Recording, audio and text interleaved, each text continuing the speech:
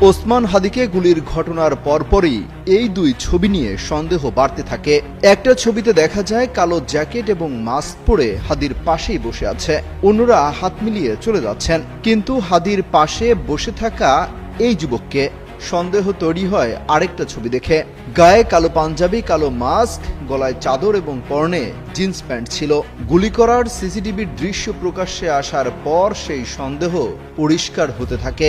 মোটরসাইকেলে করে হামলায় অংশ নেওয়া দুই ব্যক্তি এবং হাদির সাথে প্রচারণা চালিয়ে যাওয়া দুই ব্যক্তির ছবি বিশ্লেষণ করেছে দ্য ডিসেন্ট। তারা নিশ্চিত হয়েছে যে বাইক থেকে গুলি ছোড়া দুই ব্যক্তি আজ দুপুরে মতিঝিল ওয়াবদা মাদ্রাসা এলাকায় হাদির সাথেই মাস্ক পরা অবস্থায় জনসংযোগে অংশ নিয়েছিল। হামলাকারী দুজনের মধ্যে একজনের গায়ে কালো পাঞ্জাবি, কালো মাস্ক, গলায় চাদর এবং পরনে আকাশি রঙের প্যান্ট ছিল।